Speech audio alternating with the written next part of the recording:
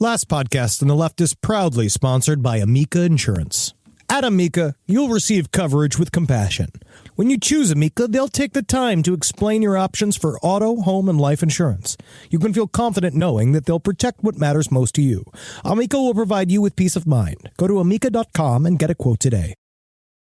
Dreaming of a modern oasis? All Modern has you covered with the best of modern furniture and decor, all in one place, and all hand-vetted by our design experts. Whether you're on the hunt for a new outdoor dining set or a versatile sofa, our premium quality designs bring form and function to any space, and they're available in every style of modern. For real. Every single style. Oh, and did we mention it's all delivered for free in days, not weeks? That's Modern made simple. Shop now at allmodern.com. There's no place to escape to. This is the last podcast. On the left. That's when the cannibalism started. What was that?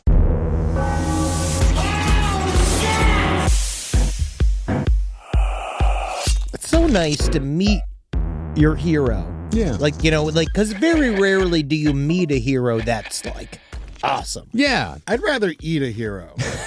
Obviously. Welcome to the last podcast on the left. My name's Marcus Parks. I'm here with the satisfied Henry Zabrowski. Yeah. And No, I'm deeply unsatisfied, Henry Zabrowski. But you're satisfied with what this show is about. This episode. Okay, but I'm in general, satisfied with what we did and the conversation we had and who we had it with. Indeed. Yes. But in general, you'll never be satified. Filled with rage. Yeah. No matter how good things get. Honestly, the better things get, the more angry I get. It's wild. It's pretty amazing. And we have the man that's always got sandwiches on the brain, Ed Larson. Oh, my God. I had Jersey Mike's for the first time in a couple months yesterday. Yeah? I swear to God, I went in there and they're like, Ed! You know what? The doctor gave you a release? I shared a wheat turkey with Julie. God, We how split- far we have fallen. we split. Wow. Here's the good point. I hadn't been there in so long. I didn't realize. Still had a shit ton of Jersey Mike's points. Got that fucker for free. Wow, you're making money, dude. Why did you fucking should have told Kevin Smith that you had Jersey Mike's money sitting in your fucking I don't pocket? want him shaking me down. And Henry let the cat out of the bag. And that's also if you haven't looked at the episode description. Today, I always blindly click the episode. Today that we had the massive honor of talking to somebody who was so incredibly influential to all of us growing up, so incredibly influential to the founding of Last Podcast Network and to the entire DIY aesthetic that we approach our entire fucking lives. We were able to sit down for an hour and a half with fucking Kevin Smith. Yeah, man. This dude taught me how to be dirty. Yeah. Yeah, You know, dude. There was something about watching just some fat guy from Jersey that went and it was like he didn't have the training that you want to have or the connections you want to have, and he just made it work. And there was something as a high schooler watching him and his buddies go and make a whole world of art and entertainment that obviously was very inspirational. Yeah, no, he should not be successful. No. But he really is. Yeah, against all odds. And that's the type of person we fucking love here at Last Podcast. So let's just get into it, man. Yeah. Without further ado, let's hear this wonderful conversation with Kevin. Of course, in honor of Dogma's 25th anniversary. Dogma is getting a re-release. It got out of Right Tell. Dude, and I got to see it in a theater, and it was so nice to be. It did kind of feel like you were reeling back the years a little bit because it's deeply inappropriate and it's wonderful, and they don't make them like that no more. No. Certainly not. No, and Dogma is it's in theaters around the country right now, so definitely go out and check it out. But before you do that, listen to this interview with Kevin Smith. Snoochie Boochies. Live from your grave. All right, well, we are here today on this very special episode. We have an extraordinary guest with us. We have DIY legend, filmmaker, Kevin Smith with us today. How you doing today, Kevin? So damn good, kids. Happy to talk horror. What I would have done in my life if I'd had any talent whatsoever, artistic talent. You ask the internet, they'll tell you I got none. But I'm talking about artistic talent in sculpting, because if I had been good in sculpting and stuff, I would have done prosthetics. Yeah. And that was my dream. Like rubber monsters, rubber masks, fucking gashes, blood and shit. That was like how I spent my childhood. Not like dreaming of funny independent films and stuff like that. More dreaming of the movies that I loved to watch, which were like rubber masked horror movies and stuff and prosthetics.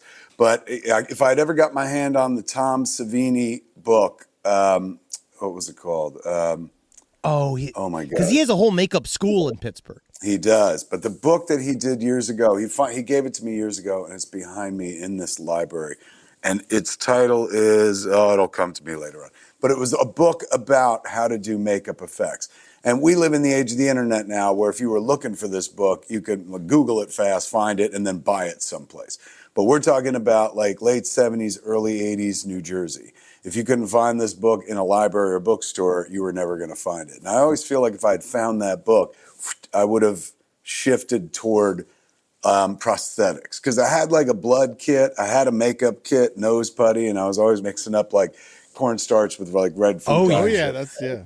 So I wanted to be Savini, I wanted to be Rick Baker, but you need to be a sculptor. Yeah. You need to have like visual arts talent to pull that off and stuff. And so I wound up like fucking making Clerks instead, which worked It out. worked out, dude. Instead, you sculpted a generation of fat-bodied men. Yeah. Look at this. You're What poetry? Good Lord, what look poetry. at this. You are responsible for this setup, sir. No, you really. I'll, you know what? I will take credit for that. I enjoy that, man. I enjoy that most of my career has been spent showing folks like, it's kind of a reminder of one day we're all gonna fucking die. And why spend your life doing something that you hate? That's my father did. Like he worked at the post office his whole life and never liked it. Never once saw him come home and be like, what a day. Yeah. You know, like he just hated the place. It was just a thing he did to pay for what he loved. What a psychopath. He never would've went been. postal, thank God. Whenever he hit the trifecta, though, I'm sure he was happy. He was the dude that like just did a job in order to pay for the thing he loved, his wife and kids and stuff like that. But all growing up watching that dude hate that job, it always felt like to me like there's no good way out of this world, right? Like, so why not die doing what you love? Why not prolong adolescence? It was fun when we were kids, running around making pretend, watching movies, talking like about movies as if they were important, obsessing over television shows and comic books. I just didn't see a need for that to necessarily end. And so I feel like, if anything, my whole career has been about like, hey, this is another route. Like you, and I'm not saying like make Clerks, it worked for me, of course, but like play, like find a way to do that thing that you love for a living, man, and then you'll never work a day in your life. And now we live in this personality-driven economy where like literally everybody has a podcast. And that thrills me, man, because that means the audience understands something now that I understood way back in the early 90s, which is like, it's fun to watch a thing, is more fun to make a thing, as you guys figured out as well. Like sitting around like, let's talk about what we fucking love, man. Number one, gives you a chance for camaraderie. Forced socialization in a world where they keep trying to silo us apart onto our phones so that we're not talking to one another for whatever reason, because there's more money in keeping us apart. Doing something like a podcast is congregation. It's our version, the modern day version of going to church, where the faithful come together and talk about stuff that has meaning to them. So there's the camaraderie. Then there's the whole like, what? I can make a living off of this? We can run ads on this? Like the commercials I grew up watching my whole life? So you do it because you love it, but then the love aggregates to a way to actually do it for a living. Then you get to the place where you're like, what? We can make t-shirts of our podcasts? Like what? We could do it live? There's so many stages to that. And I'm not saying, and I created that, not by any stretch of the imagination, but like Johnny Appleseed, I went out for like fucking 10 years and kept telling people, start a podcast, start a podcast, start a podcast. Now we're living in a world where everybody does have a podcast, and I think that's absolutely delightful. There is no good way out of this world, kids. So if you can figure out how to take your passion, the things you love, the things that move you, the things that make you wake up in the morning, as they said in Civil War, what makes you get out of that twin bed in the morning? It's the things that you fucking love. And you can aggregate them into a job. Like, that's been the amazing thing I've seen over the last quarter century, is taking passion and turning it into a way of life. And that doesn't mean like making a film, because not everyone's going to do that and shit. But it now means stuff like just sitting around and talking about other people's films, and that's a way of life and a way of living. Think about how many happy people there are in the world, because they're the ones speaking. They're not just being spoken to all the time, as you three are right now while I'm rambling and shit. Everyone gets to speak and kind of put their opinion out there, and not just opinion on like the movies I like, just who they are, share the human experience. I'm sure you guys have been doing this long enough where, of course, people write into you or talk to you about the content you're talking about, but then they also talk to you about the pieces of your life that leak into the show as well. Like, it's a sad, weird time to be alive on one level, but it's a wonderful, ambitious time to be alive in other ways, man. We're no longer just fed shows, where we, the audience, can also sometimes be the show. Honestly, Of course. I haven't been gaped for money in a really long time, so it's really been a big deal for me to be able to just talk. But there's always that. We don't have to throw that out with the bathwater. You know, it's basically you always got to be ready to pivot. We need to have side hustles. That don't throw that away. My main hustle. And those two things could be combined. Gaped live on a podcast. And that brings us to our main event. No, I'm sorry, Mark. No, I mean, you were in the way that you first made Clerks, the way that you just like DIY, pull yourself up. Like, that was, for me, a massive, massive influence and a massive inspiration way back when. All of us, it was massive. Like, to just see you, like, this is a guy that did it. But, you first did it in 1994. And, even when we've been doing this podcast for almost 15 years now, and we've been doing. How many episodes you got? 1,000 plus. Yeah, Isn't that fucking astounding? Yeah. We've been doing it a long ass time. We've been doing it a long time, and we were even doing podcasts before that, just trying to trying to see what worked, and just doing shit with your friends. That's what it always was. But even then, things have changed so much since we started. So, like, do you see anything that, as far as DIY in 1994 and DIY in 2025, like, what's changed and what's the same? The DIY generation now is much smarter about the business aspect. Mm-hmm. So my DIY generation, I'll just take my case. My case was, I want to make an independent film because I'm independent. Fuck them studios, man. I'm going to do it my way. I don't need no help, man. We're going to do it by hook or by crook. Look, my work is done. Will somebody buy it, please? Yeah. And ultimately, we wound up going hand in hand with corporate entities. At first, there were many majors that weren't owned, like Miramax was its own company. Then Disney bought Miramax. Warner Brothers bought Fine Line and New Line. Who was it? Universal had October Films. Like, every studio had its own kind of indie distribution system. And therefore, how indie were we? How DIY were we? We were DIY to make the flick, but then we were helpless when it came to distributing the flick, selling the flick. And then we had to turn to our corporate betters. In this current DIY generation, these kids have figured it out, man. They grew up on YouTube, so they understand like how to monetize clicks and whatnot. So I've been seeing in my Instagram feed, like, I forget who I follow, some like Hollywood producer thing, where they're always giving you updates on what's going on in town. And the story that I've seen now in 3 different ways is the, hey man, this disruptor culture has created their own studio system. And so they have these shows that they create with their own casts, look like normal ass fucking shows that you would see on TV. They have no corporate connection whatsoever. And they build these out. They have direct contact with their audience and stuff. So they've monetized it and figured out how to do shit like on their own. They're not going, I mean, yes, they're using YouTube, of course, as a distribution platform, but they're not going to like a Universal or a Disney to be like, can you distribute this for me? Can you help build this for me? By my second film, I was in the world where a studio's like, here's a bunch of money.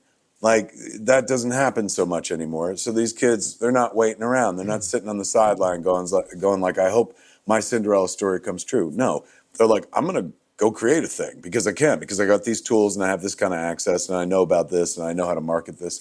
So the DIY generation now of 2025, way better at this than my DIY generation. We only took it so far and then helplessly turned it over to people who knew how to do business. This current DIY generation knows how to do business as well. They know if they're going to build the thing, then it's up to them to sell the thing as well. So they don't count on others. And that's inspiring as fuck. I tell you, I saw that one clip about like these kids are building their own shows within a non-studio system. And I got so excited and I was like, oh my God, I want to do that. And then I was like, well, you did that. Like you did that. It's done. Like, yeah. But it's done. You can't do it again. But like now it's their turn and stuff. Just like for years, like before we did Red State, before there was a Kickstarter or an Indiegogo, I was financing with my friend John Gordon this platform called Red State Green because I had like 1 million followers on MySpace. And I was like, if we got $1 from every one of them, man, we can go make fucking Red State. Never mind waiting for somebody to write us a check. So we spent like $20K building this site that was essentially like a proto Kickstarter and Indiegogo. And then I did an interview. I was in Canada doing an interview for Zach and Miri Make a Porno. And there was a little round table. And there was somebody had asked, what are you doing next? And I was like, oh, we're putting together this website where we're going to try to raise the financing for this movie Red State, like off the audience. The audience has been wanting to see it, so we'll see how badly they want to see it. And then somebody wrote an article the next day that was like, ew, Kevin Smith's going to beg for money to make his next movie. And it scared me. It turned me off. And instantly I killed the project. We stopped developing the website and went and found traditional financing the way I always have. You could have been like a billionaire. You literally could have been a billionaire. It's so weird because to me, the story, I don't even look at the story from like, oh my God, we could have then used the platform for everybody. It could have been Kickstarter. In my head, all I hear is like, somebody made fun of you and you dropped a really good idea and went a very traditional, safe, staid route with a movie that didn't call for that at all. And what happened later on was, who was it? The Garden State kid. Zach Braff. Zach Braff went out and did that off of Kickstarter, Indiegogo, and financed the whole ass fucking movie. And it was the first movie financed of indie crowd financing, funding and stuff. So I missed a shot at history, but then at the same time, I'm like, you know what? Like, I count on the audience to buy tickets and T-shirts and shit like that. I'm not saying this ain't right for everybody. Kids should do this. But like as an established filmmaker, to then also be like, and now I want the audience to pay for the movie to be made in the first place. Let it be done. Just didn't feel right. It didn't felt like I was looking a gift horse in the mouth because I was in a rarefied position to find money elsewhere. Why would I be sitting in the small pond soaking up money that could go to other filmmakers and shit? So I every time I see young indie or young DIY, it still fucking calls to me in a real primal fashion where I'm like, I want to do that. And then I have to stop myself and check myself and be like, you have already done that. Like your time has done. Now you leave it for the next generation to do. Because I'll tell you right now, I ain't got anything all that fucking important to say that demands like, give me your money and shit, because I'll make like yo-gozers too. So, I like my relationship with my audience, but personally, and this is no judgment on others that Kickstarter and Indiegogo, I don't want to presume upon them in the beginning stage as well, which is like, well, you pay for it, and then you pay to go see it, and then you pay to buy the DVD. It's like you can only hit them so many fucking times. So I love today's DIY culture, and I wish to Christ that I could be deeply entrenched in it and enmeshed in it. You are. As a Castle Film Festival alum, you are. Did you go? Yeah, no, I had a movie in there. So wait, was it a horror flick? No, it was a documentary about my mother, but it was very New Jersey. How America Killed My Mother. Yeah. You came downstairs and introduced it in your shorts. It was amazing. It was No, but so you are putting your money where your mouth is. You are helping young DIY. Yeah, you very much a part of it. Yeah. Totally, but not in the way that I would like to be a part of it, which is like my mindset, even after 31 years in the business, is cheap, is DIY, because I came from a world where I didn't have funds and assets and shit. And even as I continued my career, I was never one of those guys that was like, get me $100 million. I always kept it low because it's like these aren't important works. They're like Kevin Smith movies. We shouldn't spend that much money. So I'm used to like keeping the budget low, and that keeps me very much in the DIY mindset. So I always lean more toward that side of the fence, and you know, in ways where I could be helpful for others, that's nice, like the Smodcastle. But I'm still in it for me, kids. Like I'm not rich enough where I'm like, and now I could just sit back and kind of give to others. I still got to hustle to pay my bills, and there's still stories that I want to tell. So it's not completely altruistic. Something like Smodcastle Cinemas isn't me like, here's a showcase for other people. It's like, yeah, that works. Like, I love that Ernie's done the film festival for what's coming up on the 4th year, and now we've got a Smodcastle Horror Film Festival coming up for the first time. That is beautiful, and that's legacy stuff, and it gives all these other cats a chance. But I'll be honest with you, I didn't buy that theater going like, this will help others. I bought it going like, well, number one, they're going to close it. If we don't buy it, it's fucked. But number two, I'll have my own stage for the rest of my life. Like anytime I want to do a show, like I spend most of my time hustling ass around the country. Now it's like, oh my God, if I just want to fucking show Mallrats, I can upsell tickets to $50 or $60 and shit like that. We'll have a good old time. So I started it selfishly. But then once you have the thing, like along the way, the journey like kind of shows you what it's really about, what you think it's about and what it's really about. Beginning of my career, selfishly, I was like, I want to make a movie. Now at this stage of my career, yes, there's still that. But I also know that based on all the people I've met over 30 years and all the feedback I've read and the people who've like cried in my face telling me that these dopey ass movies help them. They're their fucking buoys in a storm, man. They're their fucking life preserver when life is at their rockiest. They're just the thing that makes them fucking giggle and makes life a little bit fucking easier. And then you realize, like, that's what you're here for. Never mind fucking, like, masturbatory, like, I want to make a movie. It's like, oh, my God, this bullshit that serves me and makes me happy also fucking does something to somebody else, just like other people's work has done for me for years. So the older you get in the career, the more you start realizing this isn't just for me. You know, filmmaking is a very self-centered art, directing particularly. But at the end of the day, because of the long tail of the career, because I've been around for so long, and because I've had this experience over and over and over, and I just come off the Dogma Resurrection tour, so I saw 2 audiences a night, every night, and I got to do Q&A with them, so I got to hear that, and what they talked about was that. They talked about where you are in their life. There was one guy in Chicago who was like, hey man, I've been watching you since 94. He's going, I've been to 19 of your live shows. He's going, and now I bring my adult children. And he had some 20-somethings sitting with him and stuff like that. He's like, I've been on the journey with you this whole time. I just got to know, what's your end game? And I was like, I hadn't even thought about it until this moment. I didn't realize there was an end game because I didn't really have a game plan to begin with. I just wanted to make Clerks.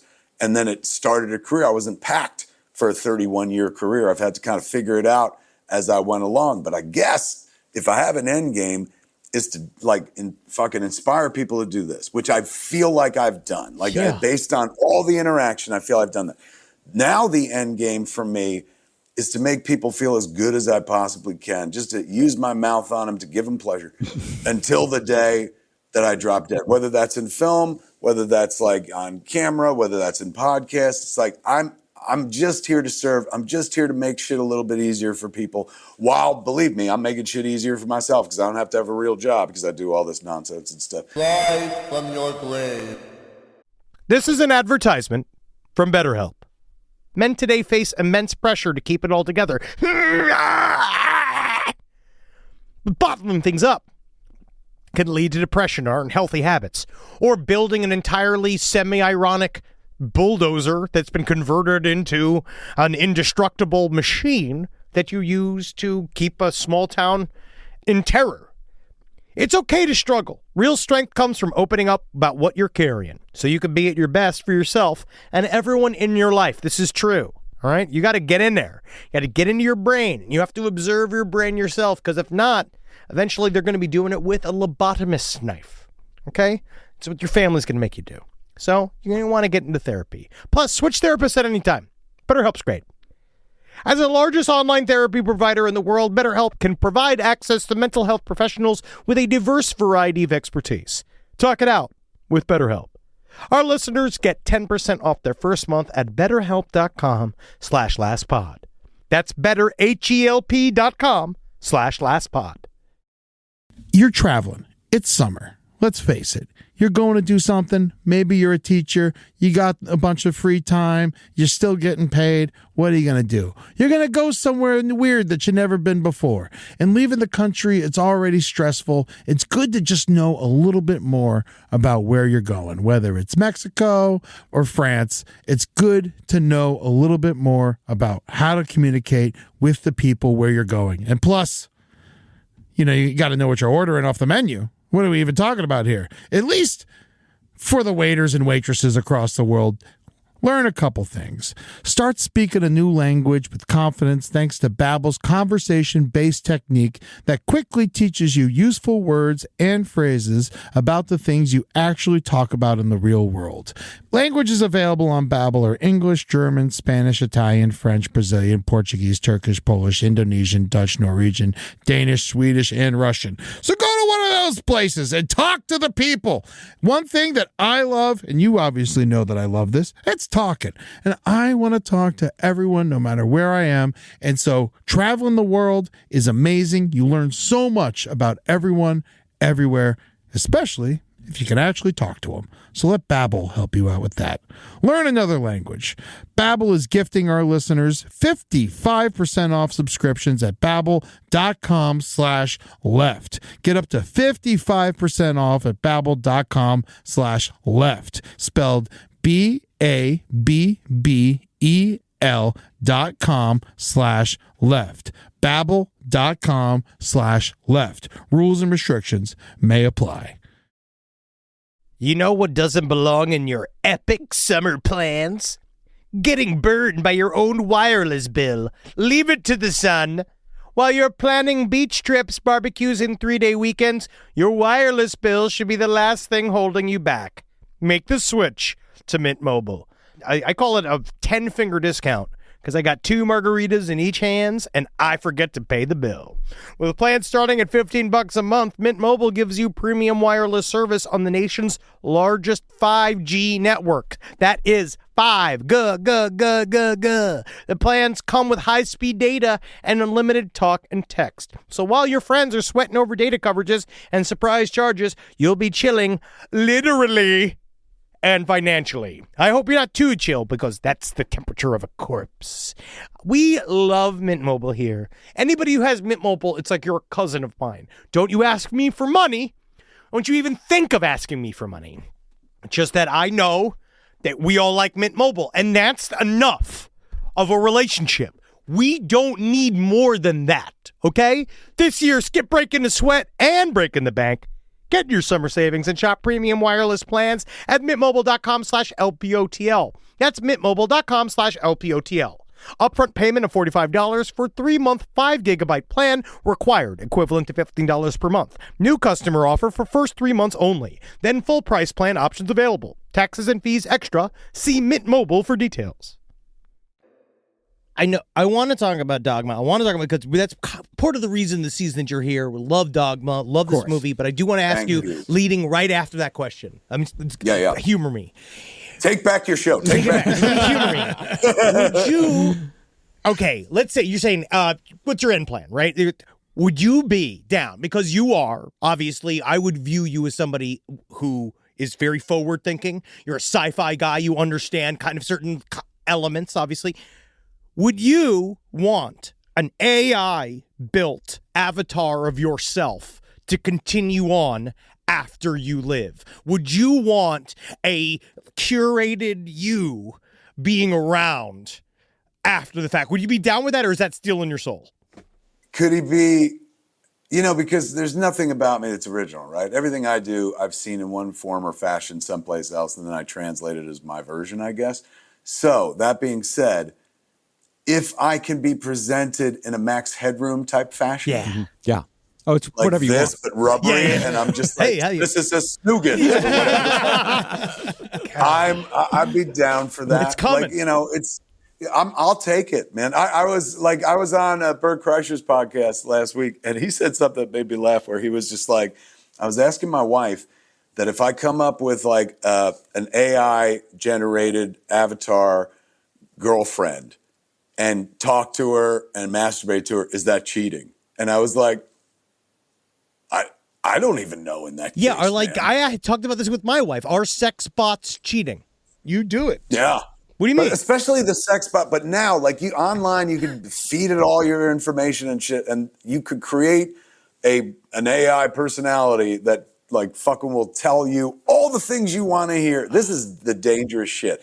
This is where shit gets really down the rabbit hole, because if we can all build our own congregations of unreal people on our phones or our laptops, we cease having need for others, man. Oh, yeah. And when you're dealing just with an AI that's telling you everything you want to hear and shit, why would you want to start dealing with the real Dude, world? would you kill yourself if you put in everything in the app, right? You put everything being, this is all the things I love. This is all the things I want to have sex with. This is all the things I want to talk to. He would kill himself. Listen, and then all of a sudden, your perfect mate is just like your mother. Like you just see like an immediate, like it's an exact. Yeah, that would make sense to me. I'm like, well, the most intimate relationship of my life. Like, that makes sense. I'm not going to follow the advice of the AI. But, you know, it would kind of quasi make sense, I guess. Well, thank you. Yes, thank you very much for humoring it. I mean, this just comes from Saturday. We had a barbecue and just talked about AI for a good 2 hours. Yes, we did. But the reason why we are here is, Dogma 25th anniversary re-release. Dogma was a very important movie to all three of us. It all came out when we were teenagers, and and I know, speaking for myself, like it made me rethink. I came from a very small Texas town where religion and Christianity was number one. Town of 300 people, 5 churches. Whoa! So it's good coverage. That's crazy. My town, Highlands, at one point they always said, and I could never prove this, but we were always told as kids that we were in the Guinness Book of World Records for having the most amount of bars in a 1 square mile radius. That's because you drank everywhere you went. It sounds like you guys, with that many churches in a town of 300, that feels like Guinness World. It's a lot of coverage, but Dogma was the movie that made me like rethink organized religion. I'd never really thought to question it before, but it was sort of the crack in the foundation, as it were. So, I mean, how does it feel when people tell you things like that, like the Dogma made them rethink everything? Was that the intention behind the movie? It's weird because since I was on tour for the last month, and then we took it to Cannes and I watched it when we were there for the second time with that movie at Cannes. Humble brag. I've been like thinking about the movie a lot lately because I'm interacting with it a bunch. And to me, the movie plays like a child's prayer. It plays like, if you know your Old Testament, King David, like stripping down to his skivvies and dancing and acting the fool in front of the Ark of the Covenant through the streets of the holy city because he loved the Lord so much. That's what Dogma feels like to me. The kid who wrote it and directed it believed in all of that. Like, that was his cosmology. That was his faith structure and whatnot. That wasn't Christian mythology. These things happen. These are the stories that I was handed when I was born and never thought to even be like, wait, is any of this real or whatnot? So when I watch the movie, I see that kid at work and I'm like, wow, man, like, we'd done Clerks and that kicked off a career very nicely. And then Mallrats, which has aged incredibly well, got beat the shit out of by critics and at the box office and nearly ended the career. And then Chasing Amy was a Hail Mary that kind of put us back on top. And in the same year, we had Good Will Hunting, which me and Scott Mosier co-executive produced. So the 1-2 punch of Chasing Amy and Good Will Hunting, including having Ben and Matt be like, we want to be in Kevin's next movie, meant that like there was never going to be a better time to get Dogma made. And in making Dogma, it was my idea of like, let me express my faith. I go to church every Sunday. Nobody here celebrates their faith. They fucking mourn it. This will be my idea of a Sunday service, but with anal jokes in it and stuff. And the great irony is that in making that testimony, which I see play out night after night for the last month, the faith started to erode because, I had George Carlin on set. Very hard to. How do you? How does God live? When he's there. Yeah. He was. I mean, George was absolutely lovely, but he is probably the most famous lapsed Catholic, and he loved the flick because he was like, "Oh, it gives it to the church," and I never felt that way. I was like, "Well, I mean, I guess it raises a hairy eyebrow at the church." I said, "But the movie's like so crazily pro faith." So we were on set, like third act of the movie. In front of the church, Ben and Matt show up, crack like a cop's neck, and all hell breaks loose. So George's going, what's going on in this scene again?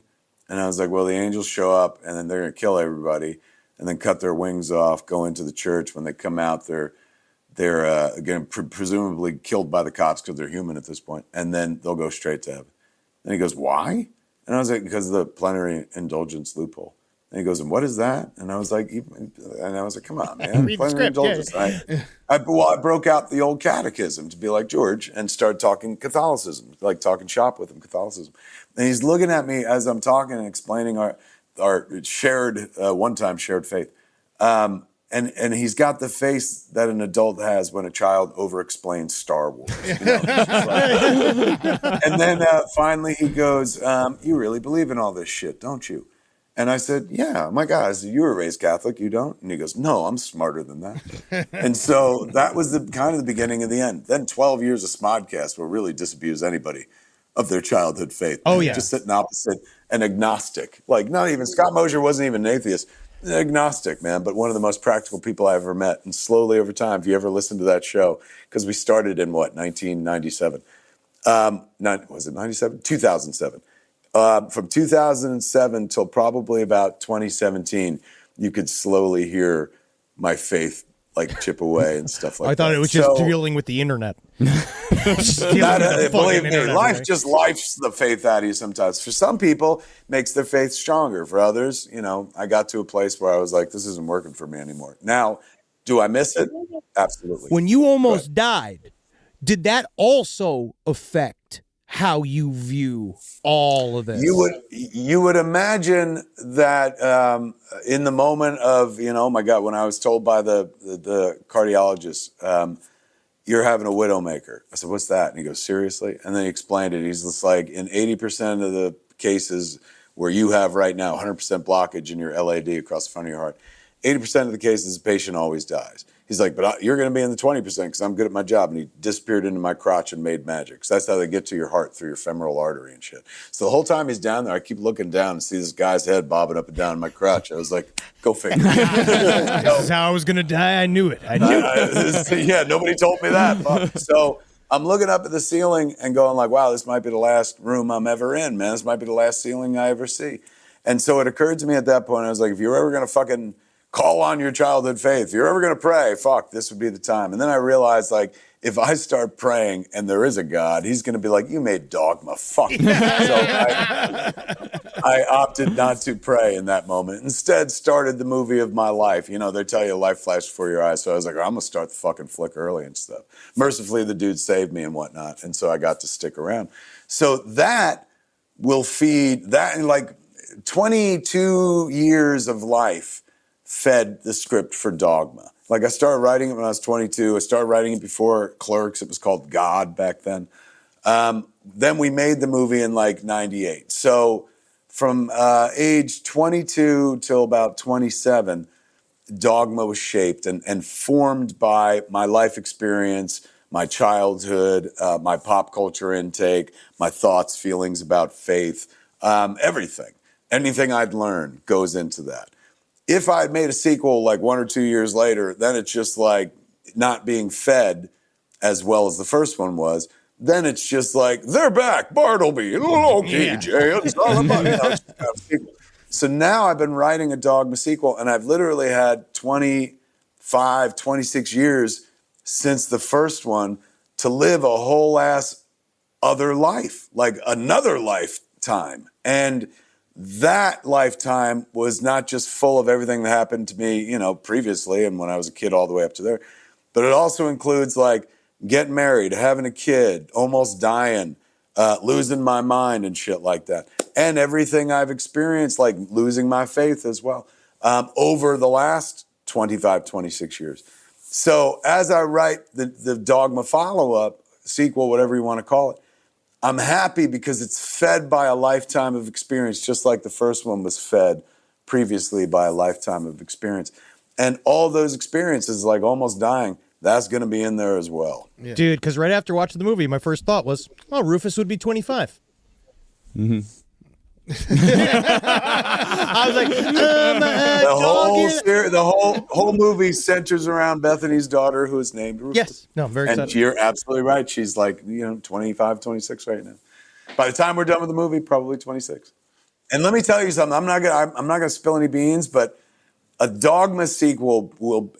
I hope everyone will dig it, but a horror crowd is absolutely gonna fucking bring it back to where religion really begins. True. Well, that's the thing. Is that in the first Dogma, there are those horror elements in there. You've got the Golgotha, you got the shit demon. You have heads exploding. God exploding head. Like there's so much. Which is horror stolen. I stole that from Marvel. Like Black Bolt. Yeah, the voice of God. Black Bolt, whenever he opens his mouth, he runs the risk of killing Medusa and shit. It was always so poignant and stuff. So when I was writing Dogma, I was like, I'm taking that part, man. Yeah. So I owe that to Marvel. I owe so much to Marvel. Hey, it's fine. We all You do. invented the Stan Lee cameo. You're allowed. Oh my God, I will take that one. Thank you. Yeah, man. It's so interesting to hear that when you made that movie, you had faith. Because it was something that really helped me lose mine. Because it's so interesting. Because I went to Catholic school. I always kind of questioned it, but not really. And then when I saw that movie, I'm like, yeah, this is all a fucking joke. It's crazy, like how the movie affects people in both directions. I wouldn't say like it's a binary equation, but for as many people, and I saw a lot of them on tour during the Q&A, who were like, this is the movie that like helped me get back in touch with my faith. I was always like, oh, right on. But then there's also a bunch of people who are like, this is the movie that let me step away from the church. Yeah. And I'm like, oh, thank you. That was us. It's crazy but both journeys come from the same movie, how two audiences can see that movie and draw different conclusions. You know what I'm saying? But at least that's after they see the movie. Like we almost got killed in advance of the movie last time back in the 90s. Because there was, the Catholic League, not the Catholic Church. Catholic Church didn't give a fuck about this movie. Catholic League, the self-appointed media watchdog group, drummed up a lot of controversy around the flick, because nobody had seen it yet. And they were saying things about the movie that the movie really wasn't about. Once people could see the movie for themselves, all that shit went away. For example, I know it's like 25, 26 years later, but having just been on tour with Dogma again, no fucking death threats. The only protests I saw were adorable. I saw a kid, an 18, 19-year-old kid in Dallas, standing at the head of the driveway of the mall where the movie theater was. And he had a sign, poster board, that says AMC blasphemes, and it had the poster, the new version of the Dogma poster in the center of it.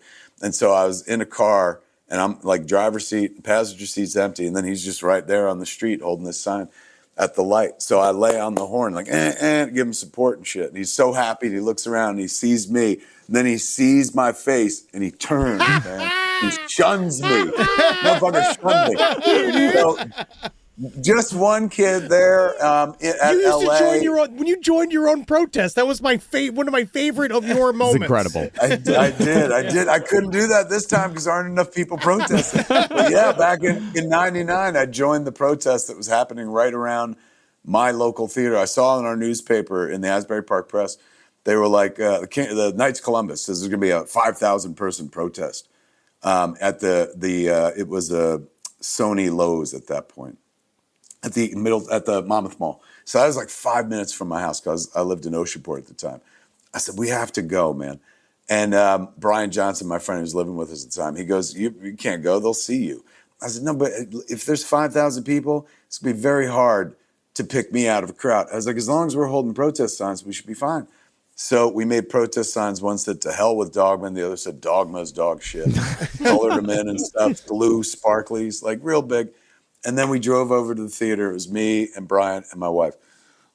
And when we get there, there's not 5,000 people.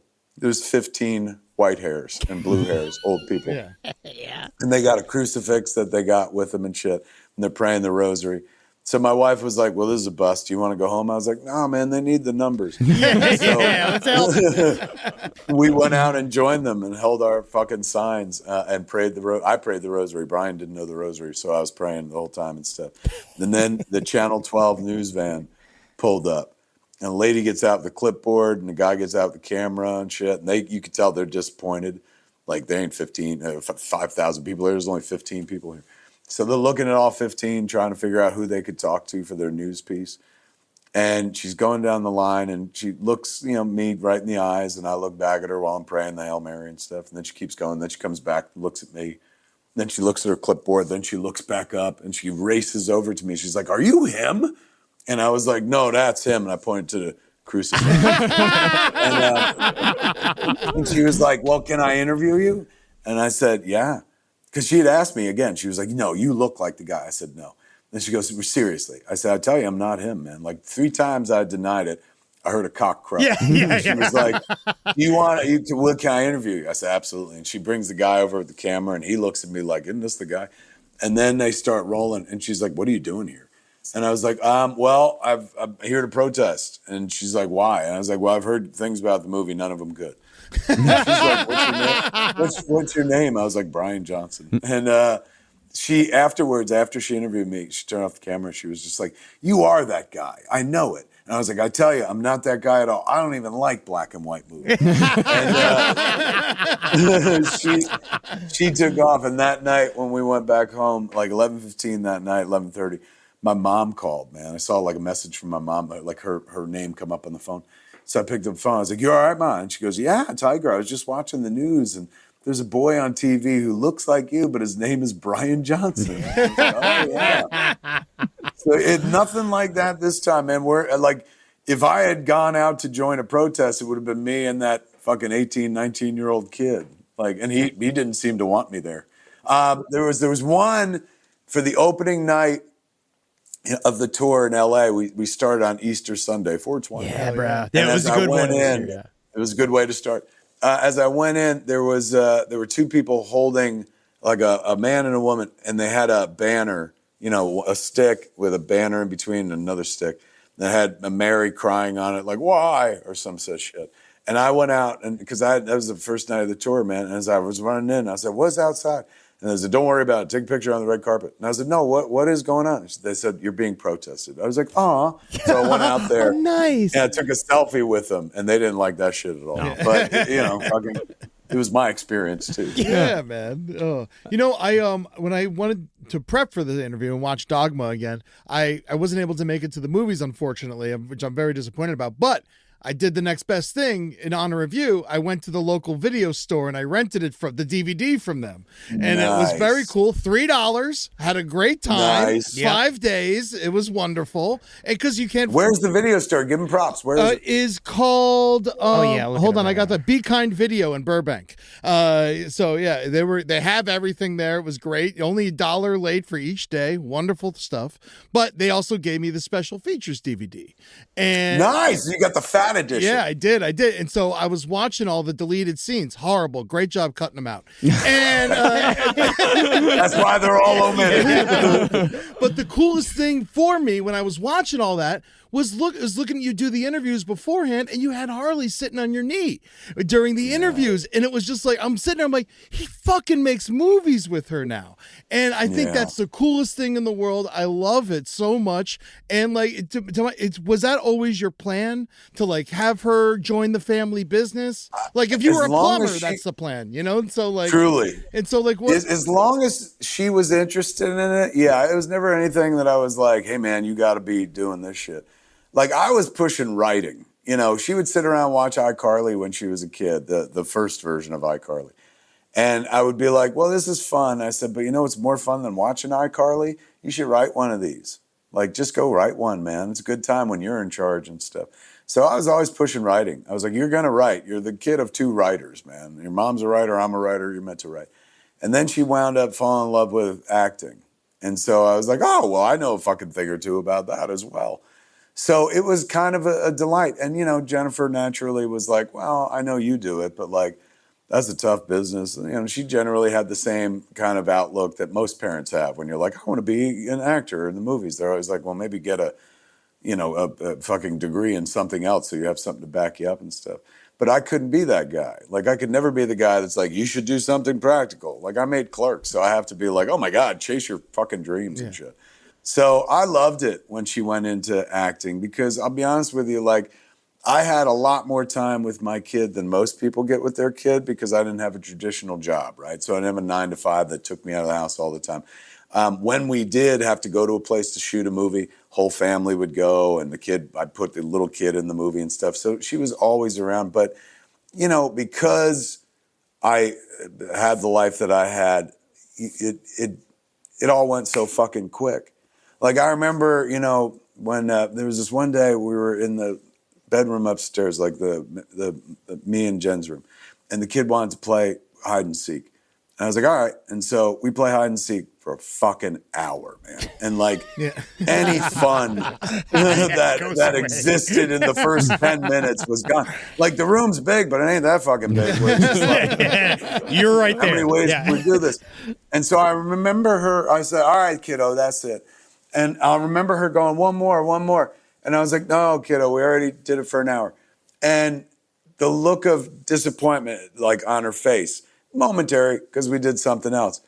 But the look of disappointment, like on her face, just stuck with me. And then before I knew it, that was it. She was, you know, never playing like fucking hide and seek again because she was like a teenager and fucking in her 20s and stuff. And so you realize, like, you're not in that, you know, fucking cats in the cradle kind of way. But like you realize that's it, man. I ain't ever going to have a chance to play with the kid again because now she's grown up. By being in the movies and stuff, that's kind of like a second bite at the apple. Like, hey, we get to fucking pretend, we get to play like we did when you were little, and like I, you know, would get bored of doing from time to time. Like, you know, now I've learned to cherish it. So it's like a do-over of sorts, even though the first time wasn't so bad at all. But it's like, oh my God, I could still, in this way, play with the kid. Like, and it reminds me of like her being little and stuff. So, yeah, and also I think she's a great performer. You know, she looks like me and sounds like me, and I'm a big Kevin Smith fan. So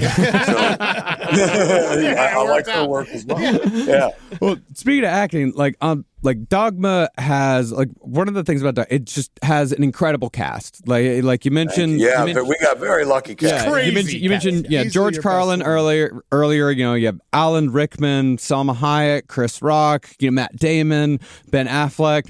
And then, but we were talking before the show, our favorite actor in the movie is Jason Mewes. Dude, the laughs in that room. I went to go see it, and it's been, to be honest, because we're all comedians. It's a weird time to be a comedian, but it's also one of those things where it was so nice to be in a room where we all could laugh at Jason Mewes, and it popped. Yeah. It was honestly every night that I watched the movie, I was like, motherfucker just steals the show. That was him at his strongest. And I realized like what happened to my career. Because like if you look at the beginning of my career, it was like, my God, he could be a thing. But then after Dogma, I made like 28 Jay and Silent Bob movies because I fell in love with Jason Mewes' performance. By the time we got to Dogma, he had perfected that character. Yeah. And like I was like, oh my God, I could do so much with him now. Now he's a real actor. Clerks, Mallrats, Chasing Amy, he was my friend that I put in movies. We get to Dogma, I'm like, oh my God, he's fucking stealing the movie out from fucking Alan Rickman, from George Carlin, from Ben and Matt, for Christ's sakes. Like I remember being at the New York Film Festival and we had everybody with us afterwards on stage. So it was me, Alan, Ben, Matt, Chris, Salma, let me see. Everybody always talks about George Carlin and Alan Rickman, but you had Salma fucking Hayek in that movie. We were all on stage together except Jason Mewes, who had been there for the opening of the show, but then went to a hotel with his girlfriend and never came back for the Q&A. And so while we're there, like somebody asks a question, and Matt's answer right off the bat is like, I just want to point out that like he's not here, but Jason Mewes stole the show out from seasoned professionals and shit. Yeah. And the whole audience fucking applauded. Every night I sat there watching the show, we got a casting call credits where everybody gets their own shot and they break character and stuff. And so there's ardent applause and whatnot. But then when you hit Jason Lee, the applause take a jump. Then you hit Alan Rickman and the applause take another jump. And then hit Mewes, the applause take a huge fucking jump. Then you hit Rickman and the applause take another jump. So I told Jason, I was like, bro, every night they fucking love you. They love you so much. But when it comes to the casting call, they love Alan just a little bit more. And Jay's like, yeah, well, wait till I fucking die. So he's so magical in that movie. Opening night of the tour when we were in Los Angeles, like I introed the movie and he was there and we were leaning on the wall watching the movie in the back, for the first 20 minutes of the flick. And as I'm watching it, I'm falling in love with his performance all over again. I'm going, look at this motherfucker, man. I'm looking up at this baby-faced Jason Mewes stealing the show. And I was like, I'm going to tell him that he's a goddamn champ. And I look from the baby-faced Jason Mewes to the withered crypt keeper to my right. The old fucking 50-year-old, man. And I was like, you were great when you were a kid, Captain. But yeah, he is. He steals the fucking show, man. And hopefully he'll steal it again in Dogma 2. Well, going into it, because you said that he was just, your friend that you put in movies. Like, how did you prepare him for acting alongside, Shakespearean actor Alan Rickman? Yeah, and are they like, do they get like butthurt about how good everybody are they like fancy actors? Are they kind of like, what the fuck? No, everyone loved Mewes, so they were happy to see Mewes shine. And some of them worked with him before, right? Like, so Ben and Matt knew Jay. Yeah. But for Salma, for Chris, for Alan, he was all new to them, but they fell in love with him and stuff. And they, also, you look at that cast, and you're like, one of these things is not like the other, and he's the least famous person up there. But so they all kind of held him in their hearts to begin with. And then you add to it, he just absolutely kills. He slays in the role. Going into the movie, before the movie even, I got him nervous about it. I tried to scare him because I was like, hey man, I said, you can't do what you did on the other 3 movies. You got to come prepared. You got to know your script and stuff. You got to memorize your lines this time around because we got real actors in the movie this time. He goes, who? Like Ben Affleck? I was like, no, I'm talking about real actors in the movie this time, man. We got Alan Rickman. He's like, who's that? I was like, that's the guy from Die Hard. He goes, yippee-ki-yay, motherfucker? I was like, that's the other guy. I was like, the bad guy. And he goes, so what? And I was like, so what, man? That's Alan Rickman, man. That dude, he's British, and the Brits invented acting. So they ain't going to stand for your snoochie boochies nonsense, man. You got to come prepared and shit like that. And if he smells inauthenticity, he's going to leap on you, man. Like that dude, they'll give you a cold, hard stare. They can destroy you, the Brits, man. So you got to come prepared. And so our first rehearsal, he came, normally I rehearse with everybody, but I rehearsed with him separately before we incorporate him into the normies. And so it's just me and him. And I was like, where's your script? He goes, I don't need it. And I was like, bullshit. He's like, try me. And I start reading all the lines, and he knows all his lines, man. I jump all over the script. He knows his lines in every scene. I was like, you memorized all your lines? And he goes, I memorized the whole script. I was like, what do you mean? He goes, I know everybody's lines. I was like, bullshit. He goes, try me. So I start reading Ben's lines. He's doing Matt's lines. I start reading Chris Rock's lines. He's doing Linda Fiorentino's lines back and I was like, you memorized the whole fucking script? Who are you, Rain Man? Like, why'd you do that? And he goes, I don't want to piss off that Rickman dude. And when he finally met Alan at the first rehearsal and talked to Alan and worked with Alan, afterwards he came back to the room because we had a suite. Like he had a room, I had a room. We shared the living room because I had to keep my eye on him. And so he comes back to the room and he goes, that Rickman dude's a pussy. I could totally kick his ass. And I was like, I said, why would you want to? And he goes, you said that I should be scared of him. I said, as a performer, and I meant fear, respect and stuff. And they became such good friends. Like Alan absolutely loved Jason. Jason, I've told the story a zillion times, but it's always worth telling. One of the weirdest things I ever saw on a movie set, stay with me forever, is I was set up that we're in the third act. We're setting up a shot, where all hell's breaking loose in front of the church. And so I go to the Snack Canyon table, get some free M&Ms and shit. And as I'm walking past, I see the weirdest fucking thing I ever saw. Alan Rickman, Jason Mewes on the steps of the church, deeply engaged in conversation. And I remember thinking, what the fuck could these two possibly have to say to one another? So I went over to Alan later on when he was by himself, and I was like, hey, man, if Jason Mewes is bothering you, you just tell me. And he goes, Jason Mewes could never bother me because Jason Mewes is the best that America can be. And I was like, what? And he goes, Jason Mewes is an American icon. So forever since then, because I told Mewes that night, and he was like, what's an icon? And I told him, he was like, that's good. So forever, whenever I correct Jason on something, I was like, you fucking did this wrong. He's like, which one of us is the American icon? But he became friends, man. It was lovely. And having that dude, he put on no airs whatsoever. He really dug the script and whatnot. And he did the movie for no money. When we did our screenings at Smodcastle for Dogma during the tour, we have the archives there at the comic book store. So we went through and pulled some cool shit to hang up on the walls. And we found the original deal memos that we sent to like Alan Rickman's agent, Ben and Matt's agent and shit. So it's like, Dear Patrick Weitzel, we'd like to offer your client, Alan Rickman, the role of Metatron. The offer is scale plus 10, which is like movie minimum wage and shit. Yeah. So he gave us that brilliant performance for minimum wage, for the fucking like essentially $15 an hour. Nowadays, it was back then, it was like $5 an hour and shit.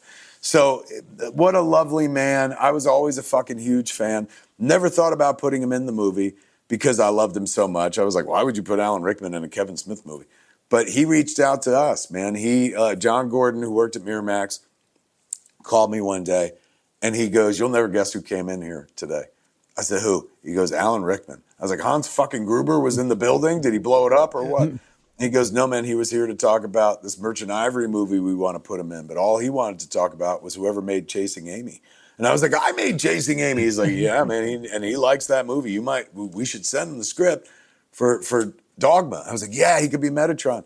And the fastest yes I ever got in my career from an actor, shy of Jason Mewes, who says yes before you finish the title, was Alan Rickman. Wow. How was getting Alanis Morissette? Awesome, easy. I'd reached out to Alanis reached out to me. Like one day my agent called me, it was 1996, and he goes, hey man, you know that singer who sings about blowing dudes in movie theaters? Dave Cooley. I said, her name is Alanis Morissette. And he goes, she wants to meet you. I said, hopefully in a movie theater. And he goes, no, it's at a restaurant. And so I met her at this restaurant in 1996 called Montana's in Santa Monica. And she was like, I'm a big fan. We just got done with the tour. It was Jagged Little Pill tour. She's like, and we watched Clerks every night on the bus to go to sleep and shit. And I was like, oh, that rocks. I said, I got in my bag that I had with me because I'd just gotten off the plane from Jersey, VHS dailies of everything on Chasing Amy because we just finished the movie. I said, well, I got the new movie right here in the bag. She goes, can I see it? I was like, well, it's not cut together, but I can show you scenes. And so we went back to her place and I showed her the rain scene and stuff. And she was like, ooh, this is like Clerks, but classy. And I was like, yeah, man. I said, you should see the next movie we're doing, this movie called Dogma. It's about like angels and devils and stuff. I said, you know what? You would be amazing, like, in the movie. You should play the lead. And she was like, me? I've never acted before in my life. I said, bullshit. You act in those music videos. Yeah. And you were on, you can't do that on television, man. You acted like you didn't know the green slime was coming. That's acting. And she was like, no, I don't think I could carry a whole movie, man. Thank you, but no thank you. Then I didn't hear from her for a long time. And later on, we found Linda Fiorentino. She became our Bethany and stuff. So I'm driving out to Pittsburgh to start shooting the movie from Jersey. It's like a 6-hour drive. And I had one of the earliest fucking cell phones, like a Nokia or something like that. And it rang, which is weird because it was really just for emergencies. And I answered, I said, hello. And she goes, Kevin, it's Alanis Morissette. I said, how'd you get this number? She goes, I called information, 411, and I was looking for your home, but they gave me your childhood home number. And so I spoke to your dad, and your dad gave me this number. He goes, oh, he's got a phone in the car at a big shot. Call him there. And so she's like, I said, that does sound like Dad. She goes, so I said, what's up? And she said, I just got back from India and I feel rested and I'm writing my new album. And as that song, Thank You, came from that trip. And she goes, but I remembered that before I left, you had asked me to play the lead in your movie. And I said no, because I was scared, and nothing good ever comes from fear. Like, I tend to head towards the things that challenge me. And I didn't, and I regret it. And she's going, so this is me calling to say, if there's anything left in the movie, I would love to come play with you. And I said, well, there's one small but crucial role that's left. And she said, what is it? I said, you could play God. And she goes, me? Why me as God? I said, because I always thought God would be Canadian. And she loved that. Live from your grave. Craving your next action-packed adventure, Audible delivers thrills of every kind on your command. Audible has over 1 million audiobooks, podcasts, and originals all in one easy app. From electrifying suspense and daring quests to spine-tingling horror and romance in far-off realms, Audible gets you to unleash your adventurous side with gripping titles that keep you guessing. And exclusive captivating Audible originals, hotly anticipated new releases, and must-listen bestsellers that hook you from the very first minute. I recently have been listening to my favorite series, Dune by Frank Herbert on Audible. And one of the nice things about Audible is all the different character voices. Thanks, old British man that reads Dune, because it's great on Audible. Start listening and discover what's beyond the edge of your seat. New members can try Audible now free for 30 days and dive into a world of new thrills. Visit audible.com/left or text left to 500-500. That's audible.com/left or text left to 500-500. Dreaming of a modern oasis? All Modern has you covered with the best of modern furniture and decor, all in one place, and all hand-vetted by our design experts. Whether you're on the hunt for a new outdoor dining set or a versatile sofa, our premium quality designs bring form and function to any space, and they're available in every style of modern. For real. Every single style. Oh, and did we mention it's all delivered for free in days, not weeks? That's Modern made simple. Shop now at allmodern.com. You know that moment at night when you're locking up, turning off the lights, and you just want to feel completely safe before heading to bed? That's what Simply Safe can give you. Or an exoskeleton that you sleep in. Most security systems only take action after someone breaks in. But Simply Safe's new Active Guard outdoor protection helps stop break-ins before they happen. They're arresting criminals at their homes. And the new vacation sweep that Simply Safe has, which is pretty amazing, can also catch criminals when they're on vacation. We love Simply Safe. It keeps our laughter safe, and it keeps it close. Visit simplysafe.com/LPOTL to claim 50% off a new system with a professional monitoring plan and get your first month free. That's simplysafe.com/LPOTL. There's no safe like Simply Safe. I got a Chasing Amy question. Fire away. So our worst friend, his name is Holden McNeely. Seriously? Yes. Wait, spell it. McNeely. His name. That's wild. Yeah, his name is Holden McNeely, and he married a lesbian. Do you have any advice for him? Yeah, She was my gold advice. star, too. And then for some reason, I have no idea why she chose him. My advice for him is lawyer up, motherfucker. 'Cause you're stealing the plot of Chasing Amy, and I won't have it. I don't have much in my life, Holden McNeely. Don't fucking take that from me. How wild, man. That'd be like meeting Kevin Smithy and shit. Yeah. You know, in movies, if you take your name off a movie, used to be you'd replace it with Alan Smithy. And I was always waiting to make a movie so bad that it could be a Kevin Smithy film. I know some people are like, you made it, buddy, but for my money, I haven't made it yet. One day, though, I will. You were also the first man in pop culture to make fun of podcast hosts. Yes. Which I do want to say, again, that's a part of what made it legit, I feel like, in many ways. I honestly take great pride in Tusk being the first movie that features podcasting. Yes. Yeah. Oh, Like It was it is so new to the mainstream that Justin's character has to explain what a podcast is to the guy like at the TSA, to the TSA agent, or not the TSA, the customs agent in Canada. I mean, it was a great way to do it, but nowadays you wouldn't even have to. You'd just be like, I'm a podcaster. Oh, And dude, everybody would I travel with a microphone a lot of places, and I still have to do the same Do you exact really? shit. Explain it? Because they all look at the microphone like it's an old timey TikTok bomb. It's the wires. And you're like, buddy, it's a fucking microphone. It's like whatever. Right. I'm glad I remember somebody back in the day being like, explain it. And, you know, it was like back in the day, I used to explain it. Like, have you ever listened to a commentary track on a movie? It's like a commentary track if there was no movie. No, it was incredible to watch it at the time because, you know, it's still kind of in the infancy of podcasting. But at that point, we've been doing it for like 5 or 6 years. And I was constantly explaining to people what a podcast was all the time.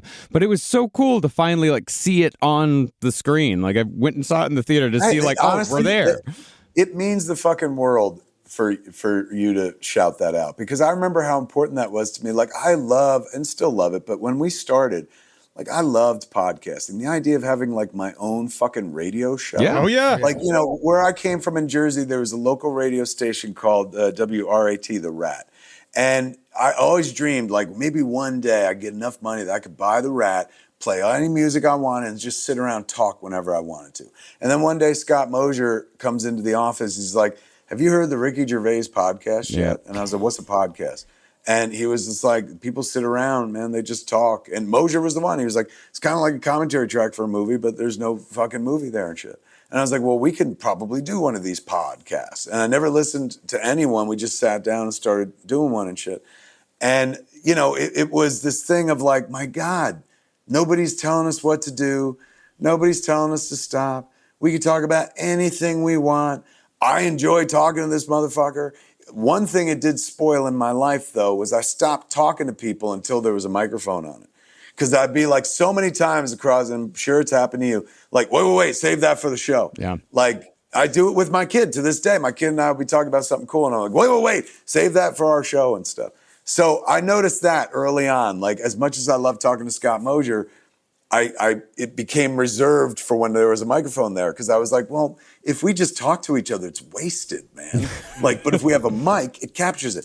And I love that aspect. When I first started podcasting, like, you know, people had cell phones with cameras in them. That shit was on the rise, the smartphone and shit. So everyone started taking pictures. Everyone became a fucking photographer. So nobody's ever going to forget what anybody fucking looks like. But when a motherfucker dies, the first thing you lose is the sound of their voice. Yeah.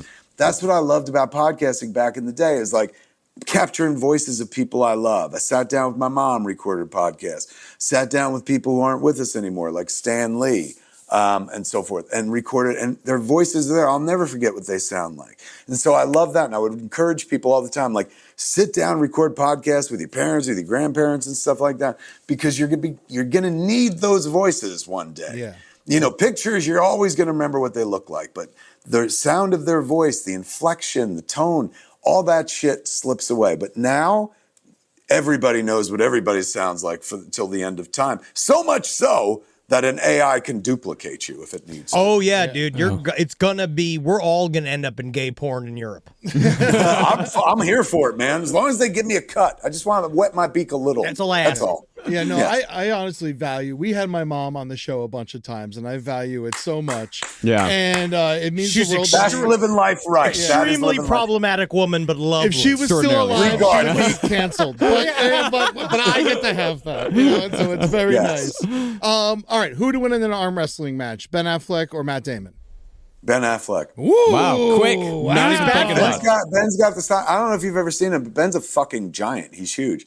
And I wouldn't say Matt's short, but he's more my height. So Ben just has the fucking over-the-top advantage. As soon as Affleck turns his hat backwards, you're fucked. Oh, that's Boston. Over the top. Do you ever miss being fat? I still consider myself fat, so I don't miss it. In fact, I rue it. Like, and when I know I'm thinner now than I had been most of my life or most of my career. But when I take off these clothes, like, I don't see a thin person. I'm not cut by any stretch of the imagination. Same. And I've been fat for so long that I've drapey fucking skin. Yes. So I always refer to it as like, remember in The Shining when Nicholson goes into the bathroom and a sexy chick gets out of the tub and shit, and then he's holding her, making out, and then all of a sudden he fucking looks at her, steps away, and she's like, ah! Yeah. That's what my body looks like naked. It's also what Jack Nicholson looks like now. Same body. True. But he's earned it, for heaven's sake. If you shave me, I look like I have the body of an abuelita. Like of a Mexican grandmother. I mean, that's the thing. It's like, I don't take my shirt off, like, in public. I don't take my shirt off at home. But me and my wife have been fucking 27 years. I've never taken my shirt off to have sex. Wow. Yeah, honestly. Yeah. Hey, sure. So, Catman, what is the best bagel in Monmouth County? Best bagel in Monmouth County. Let me see. Bagel Station. Hell yeah. Bagels as big as your fucking head, man. They're huge, but made with that East Coast water, so they have the consistency they need. Yeah. Jersey has the best bagels. This bagel could feed a family of 5 for a day. Thank you very much. I appreciate that. Who is your number one underrated director that you think deserves more love? Martha Coolidge. Martha Coolidge directed one of my favorite films of all time, Valley Girl. Yeah. She directed Real Genius, and she directed Rambling Rose, 3 in a row. Bang, bang, bang. You get a trifecta like that today, they would call you the fucking future of cinema for the rest of your life. They would call you cinema itself. But Martha, worked at a time when directors didn't get the spotlight put on them as much. Yes, there have always been directors, and yes, there have always been well-known directors like Steven Spielberg, George Lucas, Martin Scorsese, but not everybody was ever that, well-known and stuff. So I thought still believe her to be an incredible storyteller. Valley Girl not only set the tone for me for rom-coms and meet cutes, but like, it fed mine. I don't get to Clerks, Mallrats, or Chasing Amy without Valley Girl. Real Genius introduces us to the brilliant Val Kilmer for the first time in a really fucking funny, clever film that still holds up today. And Ramblin' Rose, like if I remember correctly, that was a movie. I don't think Laura Dern got Academy Award nominated, but she was getting all the awards circuit talk that year and stuff like that. So 3 wonderful movies in a row. And she's had made many things since then, of course. But I never felt like she got the prop she was due. So in the 4:30 movie, the movie I made last year, one of my characters talks about wanting to go to film school, wanting to go to RISD, the Rhode Island School of Design, just like her hero, Martha Coolidge. Man, so you mentioned rom-coms, and of course we talk about Tusk. So what is more fun for you, a rom-com or a horror movie? Oh, it's such an interesting question. What it comes down to is how the audience is going to react. And surprisingly, the button that you fucking try to find and push for making people laugh is shockingly close to the one that makes people go, that plays on their fears, that unsettles them as well. So I feel like, I've always been like, I don't think I can make a true horror movie. Like that's for the likes of, John Carpenter or somebody like that. I said, but I can unnerve people. I think I could do that. So the horror movies I've made are more unnerving films, like Tusk and Red State and stuff like that. And I've noticed that the reactionary buttons to laughter and fear, similar and very fucking close. In terms of which one's more fun, it's always more fun to make people laugh. Well, no, it's fun to make people scared, but it's better to make people laugh, because if you make people scared, they'll remember you one way for the rest of your life. You make people laugh, they'll welcome you all the time because you gave them something at one point that was valuable to them and stuff. I'm not saying if you make them scared, they'll be like, but if you make them laugh, you get to make them breakfast. Yeah, I know exactly what you mean. Yeah. Clerks 3 made me cry. What the fuck? That was the holy fucking shit. I was tear hunting. I really wanted to go in there. And here's the thing. I felt Clerks was a total surprise, right? Like nobody saw it coming. The surprise of Clerks 2 was like, oh shit, there's some heart to it. Like there's depth to it. And it's in color. And it doesn't take place where the first Clerks took place and blah, blah, blah. By the time you get to the third one, you're like, how the fuck can you surprise them anymore? Yeah. And I was like, oh, I know how to surprise them. Like, we'll make a comedy, but then we'll take it real at the end. And there's some people like who didn't like that. Some people felt like, oh, God, he got too self-serious. But for me, it's like, I'm a middle-aged man. These are the things I fucking think about. And my gift to the audience, if you could call it that, with Clerks 3 was a reminder. Like, hey, man, remember all those dreams you had and all those things you wanted to do and all the plans you've got? Hurry the fuck up. Yeah. It's just a gentle prodding of like, kids, we all die. And as I now live in a world where people I know and have known my whole life aren't with me anymore because they fucking passed. Yes. It fed what Clerks 3 became. So I personally, as the world's biggest Kevin Smith fan and somebody deeply invested in Clerks, I love how it stuck the landing. I love how it's an Ouroboros. It's a snake that eats its own tail in as much as they make Clerks in Clerks 3. So I love the meta aspect of it. I love that we got to go home again, shoot in the store, and have them shoot their movie in the store as well. So I absolutely adore that flick. But there's so many people who like hate me for it. I get on social media all the time, it was Friday night and I was looking forward to some laughs, so I rented Clerks 3. Fuck you to death. Hashtag justice for Dante. Recently, I was in Jersey and I was at the, where was it? It's the Wawa at the top of the hill in Highlands. And I went to get a Celsius and shit. And I walked in Nobody at the counter, just 2 machines, just scan yourself. I was like, well, this would be Clerks 4, 2 machines beeping at me. So I get my Celsius and like I go to scan it and I can't scan it. And I'm trying to scan it, do it repeated times. I try weighing it, that don't work and shit like that. I am totally stymied. And then a voice from behind me, a local, goes, I bet you're sorry you killed Dante now, motherfucker. You got me. But Dante, I'll tell you, man, Dante, there's a Clerks 3.5 that's coming out next month. It's called Archie Meets Jay and Silent Bob. It's a comic book that I did for the Archie people. Oh, fun. And it's set in the continuity of Clerks. So it takes place after the death of Dante. And Archie Andrews gets like an after-school job at Quick Stop, and Randall takes a shine to him because he reminds him of Dante, where he's like, oh, you've got 2 girls who are after you as well, and one of them's named Veronica, and you're a G-Shucks kind of guy. Jay and Silent Bob are in it as well. The whole thing ends at a Josie and the Pussycats concert in Riverdale. Amazing. So, but it truly functions as Clerks 3.5 because in it, everybody acknowledges the fact that Dante is dead. You see what happened to Quick Stop after, how it's changed in his absence. So I love it, man. Like, it's crazy. I'm a fan of Archie, but it's not like I'm the world's biggest Archie fan. But when the Archie folks reached out, I was like, oddly enough, I'm kind of equipped to write this. And the book is crazy wholesome while being like filthy. There's curses all throughout it. They're smoking pot.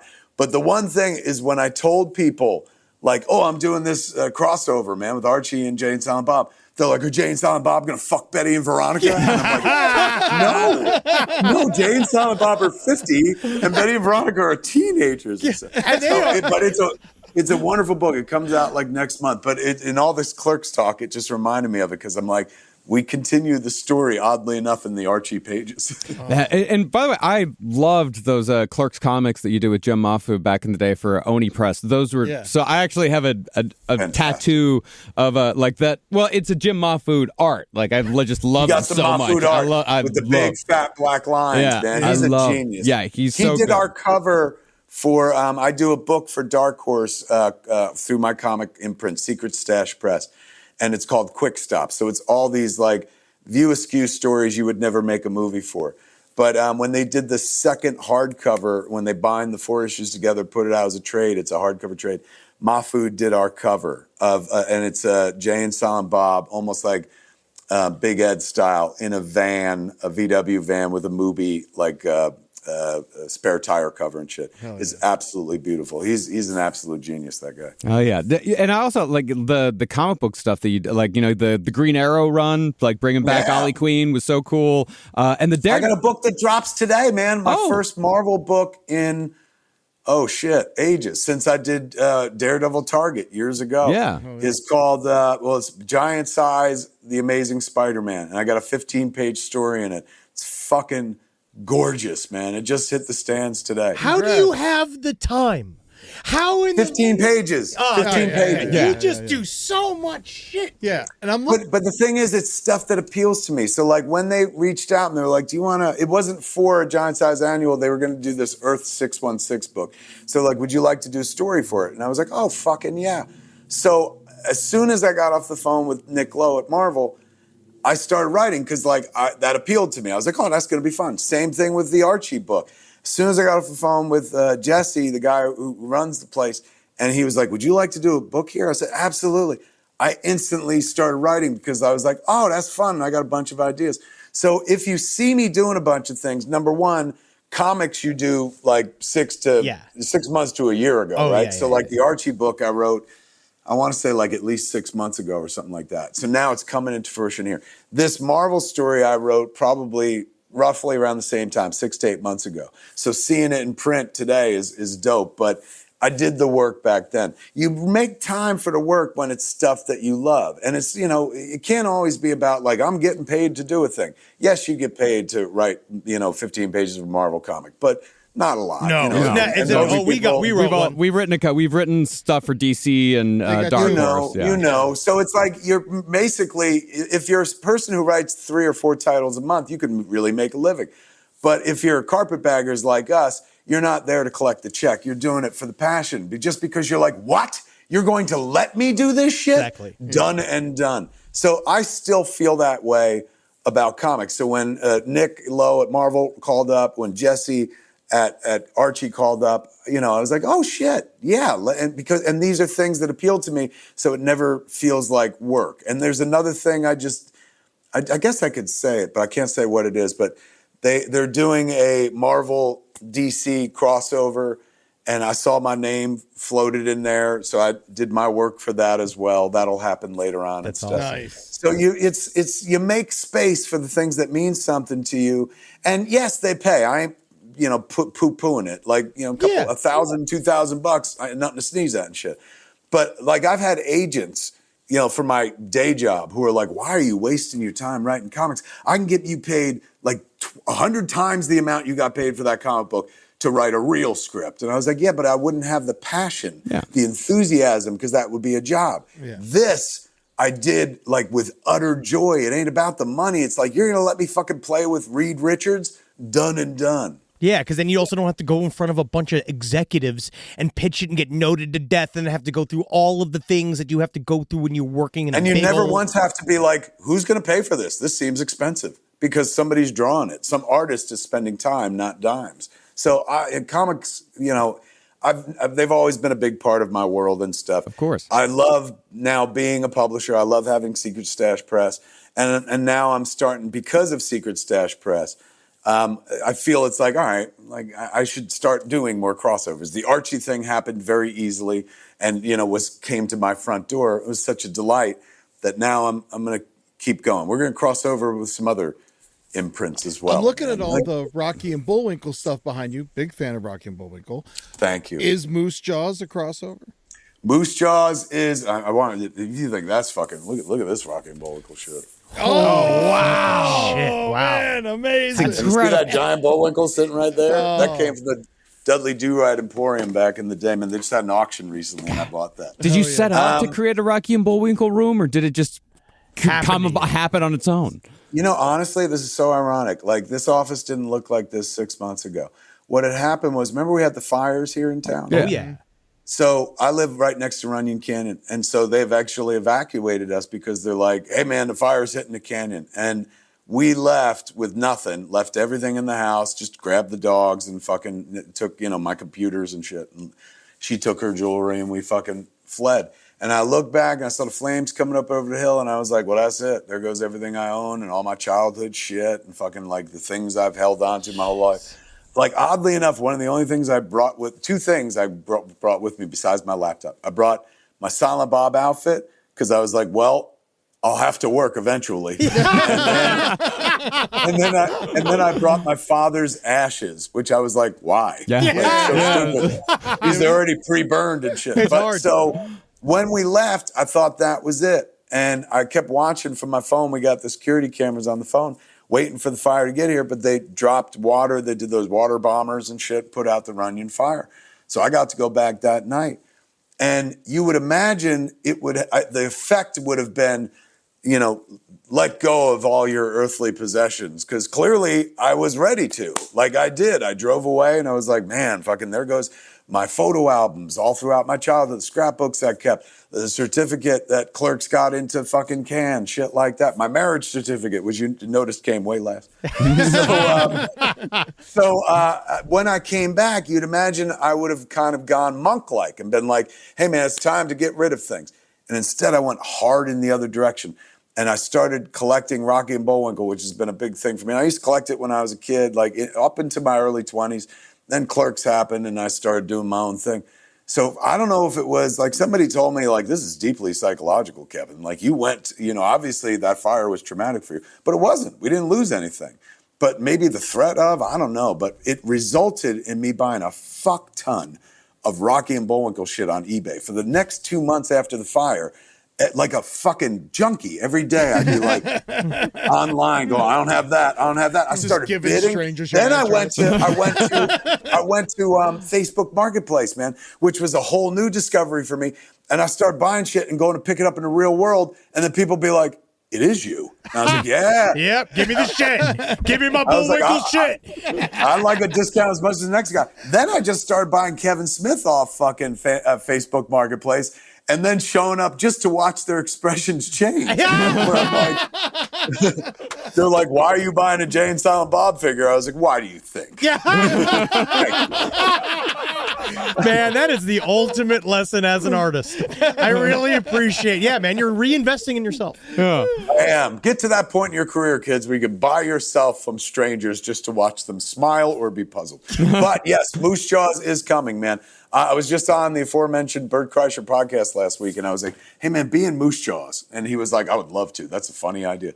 So that might give us some wind under our wings, man. I sent him the script, but I haven't heard back from him yet, but I know he's a busy guy. I don't think you can read it. We also had our budget meeting fairly recently to break down our effect shots. How many of the shots will be CG, that is a moose running through the brush and stuff, and how much will be practical, rubber moose, with animatronics biting kids' heads off. Yeah. So we're getting closer. It will happen. And the inside dope about that is Moose Jaws is, if you loved Tusk, the story continues in Moose Jaws. Yeah. Oh, yeah. I love how you bring it all back, dude. I really do love the world of your stuff.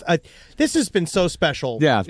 I mean, really, the one thing that I have to ask you, that I want to ask you is, like, I know back in the day, you worked a little bit on a Superman movie, or there was possibility of a Superman movie. Oh, yeah. And, you're in comic books. You've done a lot of work for Marvel. Is there any possibility of you doing something in the Marvel Cinematic Universe? Nah. I mean, number one, I'm not talented enough to do that. Billy, and I'm not being shy or whatever the fuck, or modest. I know I've got some degree of talent when it comes to doing Kevin Smith type things. But those movies, like that takes a degree of talent that I don't have, a visual panache that I don't have. And when you're in comics, like all these comics that I've been writing and all the comics I've ever written, I have the ability to write, Doctor Strange waves his hand and a wall opens up. Some amazing talented artist brings that to life. They're visually oriented. I'm a wordsmith. So at the end of the day, like, I never feel a call to make one of those movies. Those movies are my religion, though. That's what I love to fucking watch. My grandmother used to watch The Young and the Restless, and she'd be like, don't talk to me. My stories are on. Superhero movies, those are my stories, man. Like, I'm religious about them. I treat them overly seriously. I look up to the people that make them. But I don't have it in me to make them myself. I don't think I could do it. I don't think I'm talented enough to do that kind of storytelling. Believe me, Kevin Feige ain't calling, so there's no threat or worry there whatsoever. Back in the day, I directed some CW shows, like I did Supergirl and Flash. Yeah. 3 Flashes, I think 4 Supergirls. And I enjoyed it. Those were like a good time, man. But they shot for 9 days, as opposed to those features shoot for sometimes a year. And by day 6 or 7, I was always like, are we still shooting this shit? We're not done yet? Like, I kind of get restless easy. And shooting a dialogue movie, you're shooting tons of pages, like 7 pages a day. Shooting superhero movies, you're lucky if you shoot a quarter page of a day because, you're shooting spectacle. So I love those movies so much, but making one is anathema to me. You might as well be like, did you ever want to be an astronaut, Kev? I was like, well, it sounds fun, but not really. Write one. I mean, but I've done that to some degree as well. Yes. But I'd rather, honestly, if I was going to write, I know it don't pay as much, but I'd rather write a comic book because it's, as you said before, total control. I didn't have to do any fucking notes. I didn't have to sit in front of anybody and pitch it. I didn't have to educate them on who these fucking characters were and shit like that and show them the box office grosses. I was just like, oh, I'm going to tell this story. And they're like, oh my God, go. Yeah. So that's, when it comes to spectacle, visual spectacle, you got to pair me up with an artist and then I could give you something. Like, even on Dogma, years ago, before I went off to make Dogma, a month before I left Jersey to go to Pittsburgh, I call up Robert Rodriguez because I had met Robert because, I knew him through indie film a little bit, but we became more friendly. He called me up one day and he goes, Warner Brothers wants me to direct your Superman script. And I was like, you should fucking do that, dude. That's a great combo, dude. I said, that would be amazing. I said, oh my God. I said, the script's fun, but you would make it something fucking special. So for like a couple days, we talked about it and stuff. And then ultimately he decided to go make The Faculty for Dimension because he felt he owed Dimension. So we became friendly because of that. Right before I go shoot Dogma, I called up Robert one night. And he was like, what's up? I was like, hey, man, so I'm supposed to go make Dogma next month. This is me calling to be like, would you direct Dogma for me? He goes, what are you talking about? I was like, I like this script so much, man. I was like, it could be a cool movie, but I'm telling you right now, like, I'm not the guy for it. Like, I can't pull it off and stuff. Like, we got a bigger budget this time around. I said, I think you would be the right person to do it. And he talked me off a ledge. He goes, Kevin, you can direct this. He's going, my only piece of advice to you is that instead of having a wall behind two characters who are talking to each other, put a window, put some depth. He's going, the only problem with your storytelling in film is that you stand two people against a wall and shoot that. He's going, you need depth in a film. And I was like, all right. And so mercifully, I got to go make the flick with Bob Yeoman. Like Wes Anderson let his DP out of the box for like 1 minute and stuff like that. But fucking that Bob made it beautiful for what it was and stuff. I'm not your comic book movie guy. Hold on 1 second. Your Jaws pinball machine is here. Kids, I would not. You're Sorry. No. You just bought a pinball machine. Jennifer came in and she never comes down to my office, so I'm like, oh my God. Yeah, it's like an emergency. Yeah. But she came in to tell me, and this will be relevant to our discussion. I just received a Jaws pinball game. Yeah.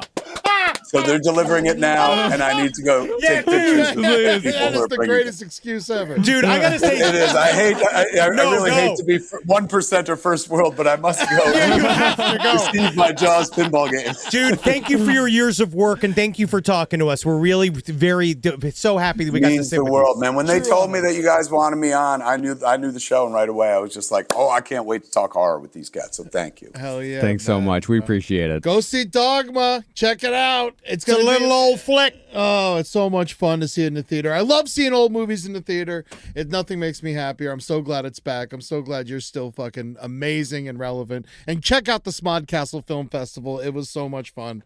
And submit to that as well, man. Thank you, sir. Kids. It means the world. It means the world. Thank you. I'll see you later. Peace. See you, man. Thanks, Kevin. Get some Bye, quarters. everybody. Rise from your grave. Pinball machine. That's so cool. What a cool life. What a cool life. What a dream. Yeah. Especially like a Jaws pinball machine. I don't even like pinball, but I want 4 of those. Seeing the amount of Bullwinkle stuff that he got in one go, It's truly incredible. was. I was like, that's what nerds do. That's what nerd lord is supposed to do. Yeah. You get obsessed about that one thing and you just decide I'm going to devote a room to this weird thing. I just realized he's able to write off the Jaws pinball machine because he's writing Moose Jaws. Yeah, dude. Yeah. So he just gets to write off a pinball machine. Yeah, he does. It's research. That's accounting. That is unbelievable. That is it is amazing. like legitimate research for him to sit there and be like, But hey, and then everybody gets on my ass about having a whole closet dedicated to Selena Gomez, and like everyone says, you said all these disparaging words about her, but actually you might be secretly sort of obsessed with her, and then I did sort of become like that. yeah. Well, the closet's better than it being in the living room. Hey, Natalie nixed that in the butt. It was just covered in my stuff. Is the lock still holding on the closet? I just keep pulling it, pulling it. It's shut, sealed with semen. I'm taking it. I have to hide it for myself. God, I want to be her. I want to be her. I want to be that little girl. Oh, Henry, it's so nice to have you here. That's my Selena Gomez. Hi, hello, Mrs. Gomez. Yes, or is it Mr. Gomez? Henry, your attraction to me is scary. Yeah, scary good.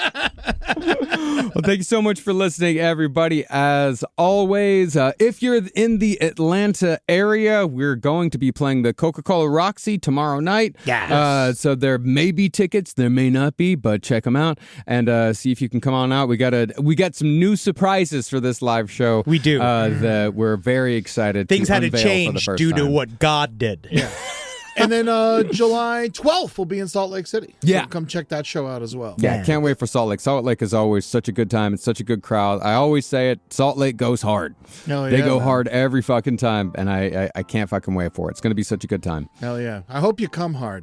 Yeah. Yeah. And then leave quietly. Yeah. Fulfilled. Yes, fulfilled. And if you want to see the actual video footage from this interview, go to patreon.com/lastpodcast on the left and pay a minimal fee for both video episodes and to see Last Stream on the left every Tuesday at 6 p.m. PST, 9 p.m. EST. And you can chat with us as we do the show. Yes, and go to our YouTube page, LPN TV. It's at LPN TV. We got it. We got that when Yes. you go and you subscribe. You can see all of our new content, all of our comedy-based content, and go subscribe to all the other new Last Podcast Network associated YouTube channels. Someplace underneath, LPN Romantasy, The Foreign Report, No Dogs in Space. You go and check it out. I think we need more. Oh, and who's the bee? Yeah. Can we get like 7 more? I'm doing my best! I'm doing my best! Dreaming of a modern oasis? At All Modern, we offer the best of modern furniture and decor all in one place. Hand vetted for quality and delivered for free in days. Discover outdoor dining sets, sofas, and more in every style of modern, from Scandi to mid-century. That's modern made simple. Shop now at allmodern.com. Don't want to get pregnant right now? It's smart to have a primary birth control method and a backup plan like Plan B One Step. Plan B is safe, effective emergency contraception you take within 72 hours after unprotected sex or birth control failure. The sooner you take it, the better it works. Whether you've taken it once, twice, or multiple times in the past, taking Plan B after unprotected sex won't impact your ability to get pregnant in the future. Visit planbonestep.com/get to find a store.